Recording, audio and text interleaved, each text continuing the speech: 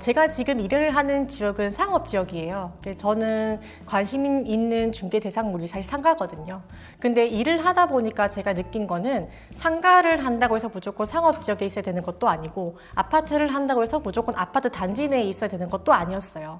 대부분의 사실 중개 사무소는 1층에 있는 경우가 많은데 요즘은 가면 갈수록 중개 대상물에 따라서 1층에 있기도 하고 2, 3층에 있기도 합니다. 어떤 경우에는 이제 공유 오피스를 쓰는 경우도 있습니다. 실제로 제가 이제 근무를 하는 사무소도 2층에 있어요. 부동산 사무소는 사실 사무실마다 그런 업무 분위기가 굉장히 다릅니다. 저도 실제로 이제 일을 하기 위해서 면접을 여러 군데 보러 다닐 때 대부분 이런 경우가 많았죠. 뭐 소장님 한 분에 직원 한 분만 있는 경우도 있고, 아니면 소장님 한 분에 직원이 여러 명 있다거나, 아니면 애초부터 공동사무소로 개업을 해서 개업 공인중개사만 뽑는 경우도 있고요. 아시다시피 법인이라서 정말 100명 정도 되는 많은 인원이 있는 사무소도 있습니다. 그래서 이런 사무소의 특성이 정말 다르기 때문에 저에게 맞는, 그러니까 나에게 맞는 사무소를 선택을 하셔야 돼요. 대부분 이제 중개사분들이 이런 사무실을 선택을 할 때 대부분의 니즈가 같을 거라고 생각을 합니다. 뭐 매물을 어떻게 따는지, 또 손님을 어떻게 만나면 좋은지, 아니면 계약을 처음부터 끝까지 어떻게 진행을 하는지, 이런 것들을 하나하나 알려주면 너무 좋은데 사실 그럴 수 있는 건 많지 않거든요.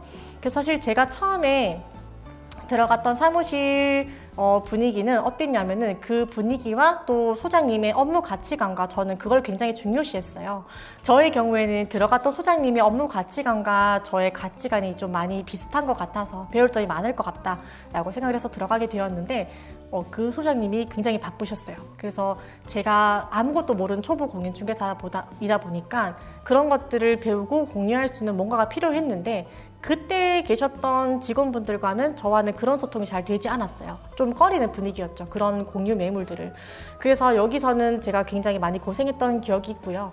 지금 현재 근무하는 곳이 2번째 사무소인데 여기는 소장님 2분에 지금 직원이 한 10명 정도 같이 근무를 하고 있어요. 그래서 여기는 다 같이 좀 으쌰으쌰하는 분위기라서 매물도 공유를 하고, 그리고 손님도 함께 공유를 하면서 단독으로 중개를 하기도 하지만 공동 중개도 함께 이끌어 나가는 그런 사무소 분위기입니다. 사실 저에게는 좀 많이 맞는 분위기인 거죠. 그래서 그런 것들도 잘 체크를 하셔야 되고요. 그리고 업무 방법을 알려주는 것도 굉장히 중요하지만 사실 저에게 가장 필요한 것은 시간이잖아요. 그래서 이런 시간 조절을 잘 할 수 있는 사무소, 그게 정말 중요했어요. 제가 만약에 아이들이 아프다거나 뭐 방학이라거나 이렇게 시간을 낼 수 없는 경우에는 이런 함께 일하시는 직원분들과 함께 공유를 꾸준히 할 수 있기 때문에 제가 만약에 뭐 4시에 퇴근을 해야 돼서 그 다음에 있는 안내 일정 나가지 못할 때는 함께 있는 직원분들께 부탁을 드리는 거죠. 함께 공동중개를 하자. 그래서 그분께서 대신 안내를 나가주시면 함께 이렇게 계약으로 진행되는 경우도 있고요. 이런 것들을 잘 체크를 하시는 것이 중요합니다. 그래서 지금 이 영상을 보고 계시는 구독자분들께서도 혹시나 사무소를 선택을 하실 땐 개인적인 여건에 맞는 그런 사무소를 선택을 하셔서 일을 하시면 너무 좋을 것 같아요. 이건 사실 개인마다 좀 다를 수 있습니다. 저는 아이들을 보내고 나면 10시에서 10시 30분 정도에 출근을 할 수가 있어요.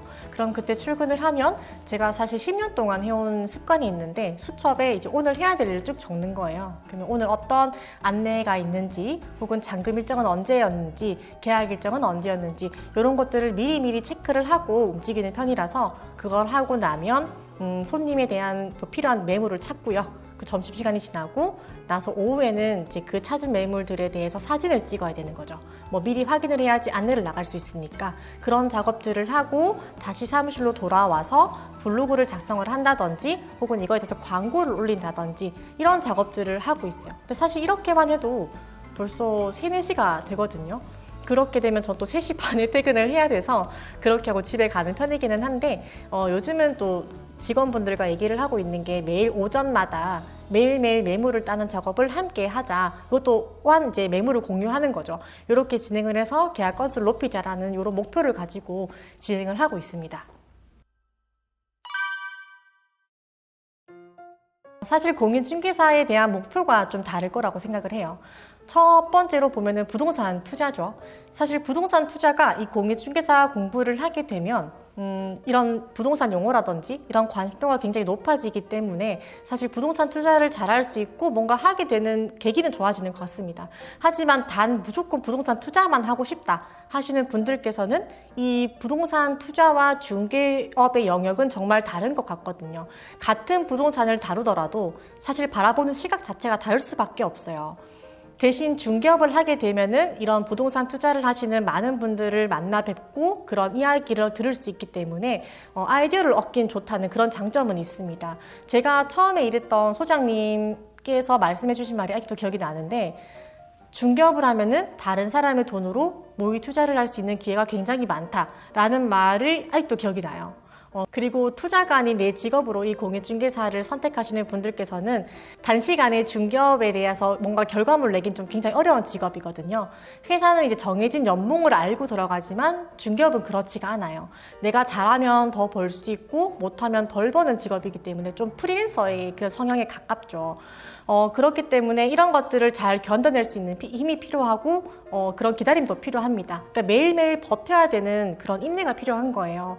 그래서 제가 생각했을 때 이 현업으로 공인중개사를 선택하시려고 하시는 분들께서는 꼭 미리 자격증을 취득을 하시는 것을 추천을 드려요. 사실 공인중개사를 하게 되면은 뭐 3개월, 6개월 이렇게 월급이 나오지 않아서 쉽게 그만두시는 분들도 굉장히 많거든요. 그냥 경험 삼아서 중개업을 하실 분이라면 괜찮겠지만 이거를 제대로 본격적으로 해보고 싶다 하시는 분들께서는 반드시 자격증을 취득하시는 걸 추천을 드립니다. 사실 저도 2달 정도는 월급이 나오지 않았어요. 그래서 뭐 보상도 없었고 그냥 계속 일만 하는 체계였는데, 그때 제가 생각했던 이런 목표가 하나 있었어요. 제가 그때 애기도 보면서 너무 지쳐있을 때였어요. 책 작업도 하고 이렇게 너무 바쁘다 보니까. 그래서 그때 했던 목표가 10개 정도만 해보자. 아파트든 상가든 10개 계약만 먼저 해보자. 그러고 나서도 너무 힘들고 벅차면 쉬자, 잠시만. 그렇게 생각을 하고 목표를 잡고 일을 했는데, 정말 신기한 게 하나하나씩 계약을 성사시키고 일을 하다 보니까 정말 그것들이 계속 쌓이게 되더라고요. 너무 힘드신 분들은 오히려 목표치를 잡고 무작정 인내하고 기다리는 것보다 그런 시간들이 있으면 뭔가 나중에 그 시간들이 다 본인에게로 돌아오는 것 같아요. 그래서 그에 대한 해결책을 주는 것 같습니다. 그래서 공인중개사 시험이 또 상대평가로 바뀌기 전에 반드시 관심 있으신 분들은 공인중개사 자격증을 취득하시는 것을 정말 추천드립니다.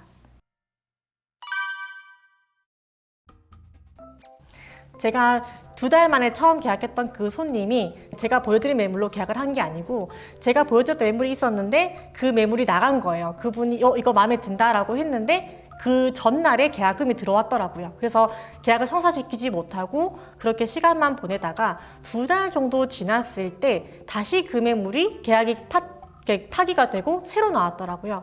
다시 전화를 드렸죠. 이거 혹시 나왔는데 한번 다시 보실 의향이 있으시냐?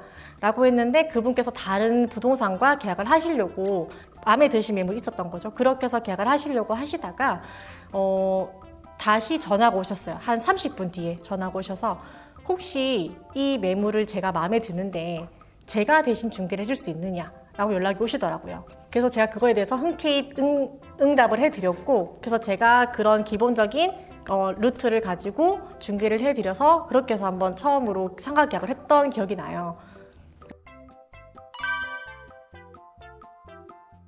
일반적으로 공인중개사 업무라고 하면은 좀 한마디로 표현이 되죠. 앉아서 기다리다가 매물 접수가 되면은 손님께서 찾아오시고 매물을 보여드리고 계약서 작성하면 끝이다 라고 보통 보시는 경우가 많은데, 실제로는 사실 그렇지 않은 경우가 많습니다. 운에 따라서 혹은 인맥에 따라서 좀 더 단기간에 이런 결과물을 가져올 수는 있지만 현실적으로 그러지 않은 경우가 많아서 안내만 나가면 바로 계약이 성사된다거나 혹은 아니면 내가 매물을 땄는데 바로 손님이 붙는다거나 그런 사실 생각을 하는 경우가 많아요. 상가를 예를 들어서 설명을 하면은 손님 한 분이 미용실을 구하고 싶어요 라고 찾아오셨어요. 그러면 그분께서 설명을 하시겠죠. 대단지에 있고 싶어요, 1층에 있고 싶어요, 월세와 보증금 이 정도였으면 좋겠어요, 권리금이 이 정도였으면 좋겠어요, 여러 가지 조건들을 말씀을 하시는데, 사실 그런 매물들을 제가 가지고 있으면 너무 좋겠지만 그렇지 않은 경우에는 제가 직접 상가를 찾으러 다녀야 되는 상황이 오는 거예요. 그럼 시간을 하루가 됐든 이틀이 됐든 쓰게 되겠죠. 그런 상가를 찾아서 손님께 안내를 드립니다. 근데 손님께서 이거 마음에 들지 않아요 라는 이 한마디에 사실 그 시간이 다 리셋이 되는 거거든요. 근데 이런 과정들을 어떻게든 거쳐서라도 계약이 성사가 되면 너무 다행이지만, 계약이 성사가 만약에 되지 않는다면 제가 그 썼던 시간들에 대한 이런 보수죠. 그런 보수가 사실 영원이 되는 겁니다. 근데 뭐 계약이 성사가 되지 않더라도 이제 그렇게 따낸 매물들을 제 매물로 만들어서 뭐 또 다른 기회를 만들 수는 있습니다. 그렇게 해서 결국 그 시간들이 없어지는 시간들은 아니지만, 결국에는 저희는 수익을 내기 위해서 이 일을 하는 거고 뭔가 이런 원하는 결과물을 내기 위해서 일을 하는 거기 때문에 그런 거에서 생기는 이런 인내심이 굉장히 많이 필요한 거예요. 근데 많은 분들께서는 처음에 계약 뭐 중개업을 시작을 하시게 되면은 바로 몇 억짜리 계약을 해서 월급 몇 백만 원 빵빵 꽂힐 줄 아는데, 사실 그거는 조금 어려울 수도 있다는 것. 그래서 많은 분들께서 뭐 기사를 보신다거나 중개 수수료를 보신다거나 이렇게 했을 때 그런 것들을 조금 알고 계셨으면 좋겠다, 이 업을 시작하시는 분들께서는 그런 생각도 하고요. 제 생각에는 공유중개사도 영업직의 일환이라고 생각을 합니다. 근데 저희 신랑도 남편도 자영업인데 유통업을 해요. 영업직을 하기 때문에. 근데 그 영업직과 이 공유중개사 영업직은 조금 다른 방향인 것 같거든요. 최소한 저희 남편이 하는 이런 영업직들은 그 다음 달이 조금은 예상이 돼요. 매출이 어느 정도 일정해지니까.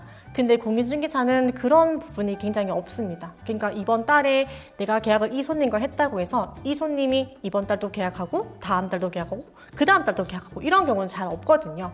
뭐 프랜차이즈 본사와 전속 중개를 해서 매달 한두 개씩 하는 경우는 있을 수도 있겠지만, 내가 이번 달에 1,000만 원 벌었다고 해서 다음 달도 1,000만 원 벌겠지? 라는 이런 매출의 그런 기본적인 것들이 좀 잘 없다라는 점. 그런 게 없기 때문에 이 업을 시작을 하실 때는 이런 인내심과 버텨야 되고 기다리는 시간들이 굉장히 중요한 거죠. 사실 저도 좀 성격이 많이 급한 편이라서 이런 것들이 처음에 굉장히 힘들었습니다. 연락을 기다리는 게 너무 힘들고, 왜 연락이 오지 않을까? 내가 언제쯤 해봐야 될까? 이런 거에 대한 타이밍의 문제인 거죠. 그런 것들을 잘 캐치를 하시고 좀 버틸 수 있는 힘이 있다면 훨씬 이 업을 하실 때 굉장히 좋으실 것 같아요.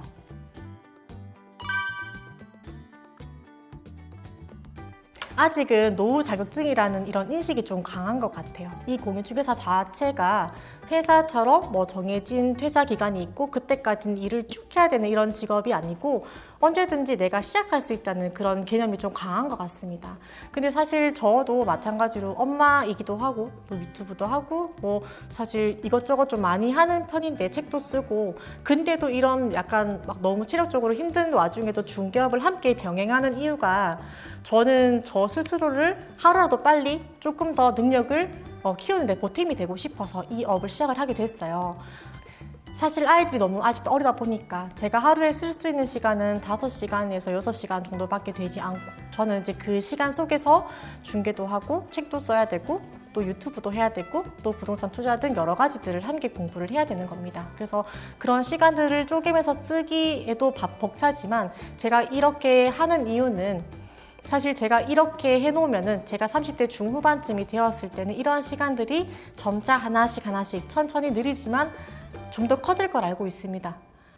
제가 아이를 키우면서 뭐 책을 쓴다고 했을 때, 공부를 한다고 했을 때, 또 중개업을 한다고 했을 때 저희 양가 부모님께서 되게 이제 많이 말리셨거든요. 아이들이 이렇게 어린데 좀 더 키우고 하지, 나중에도 늦지 않다라는 말을 굉장히 많이 들었어요. 근데 사실 그 말도 맞기는 하지만 제가 자격증을 딴 게 19년도였으니까 지금 2, 3년 정도 흐른 지금은 양가 부모님께서 저를 굉장히 기특해 하세요. 그러니까 그때에 비해서 제가 뭐 아는 것이라든지 뭐 가진 것, 성과적인 측면들 여러 가지가 많이 변화가 되어서 저도 만약에 제가 그 당시에 나는 아이를 키워야 되니까 지금은 할 수가 없어 라고 생각을 했다면 사실 지금 이렇게 인터뷰를 하는 저도 없었을 것 같아요. 그래서 자격증을 준비하시는 모든 분들께서 좀 공인중개사를 지금 시작해도 될까? 공부를 해도 될까? 라고 고민을 하시는 분이 계시다면 하루라도 빨리 시작을 하시고 도전을 해보시는 것이 좋을 것 같습니다. 최근에 제가 본 인터뷰가 있습니다. 이제 그분께서 하셨던 말이 굉장히 인상이 깊었는데, 공인중개사 자격증을 취득한다고 해서 무조건 중개업만 해야 되는 것은 아니다라는 이야기였어요. 저는 사실 그 말에 너무 공감을 해요. 제가 공인중개사 자격증을 취득하고 나서 오히려 이룬 것들이 중개업뿐만이 아니었거든요. 뭐 첫 번째로는 유튜브가 있고요. 두 번째로는 제가 일주일도 공인중개사 핵심 수험서라는 책을 발간을 하기도 했고요. 또 이를 바탕으로 공인중개사 독학으로 공부하는 방법이라는 주제로 온라인 클래스와 강의도 진행을 하기도 했습니다. 그리고 지금 현재 중개업도 함께 병행을 하면서 다양한 사람들을 만나서 투자 아이디어를 얻기도 하고 또 많은 것들을 배우고 있는 상황이에요.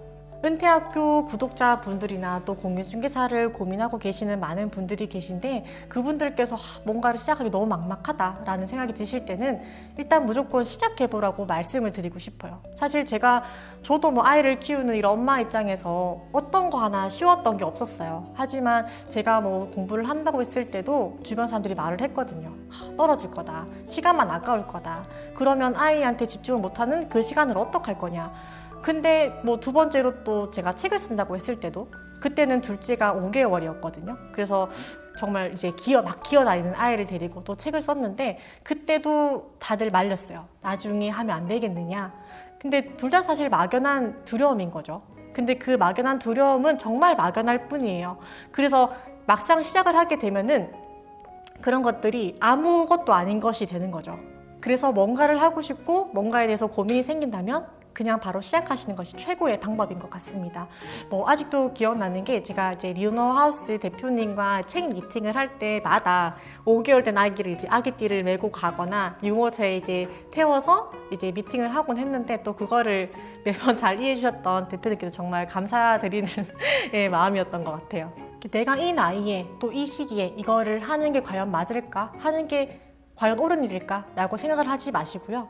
일단 시작을 하시고 나면은 이거를 할 수 있을까 없을까가 아니라 이거를 과연 어떻게 하면 더 잘할 수 있을까에 대한 고민을 하게 됩니다. 그러면 그 방법에 대해서 고민을 하게 되고 더 많은 아이디어가 떠오르게 되고 내가 설정한 목표를 잘 이루어낼 수 있을 거라는 그런 자신감과 용기가 생기게 되는 거죠. 그래서 공인중개사 공부를 혹시 고민하고 계시는 분들이 계신다면은 주저하지 말고 바로 시행을 하세요. 혹시나 공부 방법에 대해서 고민을 하시는 분들이라면은 리디북스나 또 교보문고 이북에서 일주일도 공인중개사 공부 방법이라는 이런 무료 책자가 있거든요. 그것도 참고하시면 좋을 것 같고 제 유튜브 영상에도 간단하게 소개가 되어 있으니까 그런 것도 한번 참고해 보시면 좋을 것 같습니다. 마지막으로 제가 드리고 싶은 말씀은 은퇴라는 것은 회사가 정하는 것이 아니라 내가 정하는 것이다 라는 것을 꼭 잊지 않으셨으면 좋겠습니다.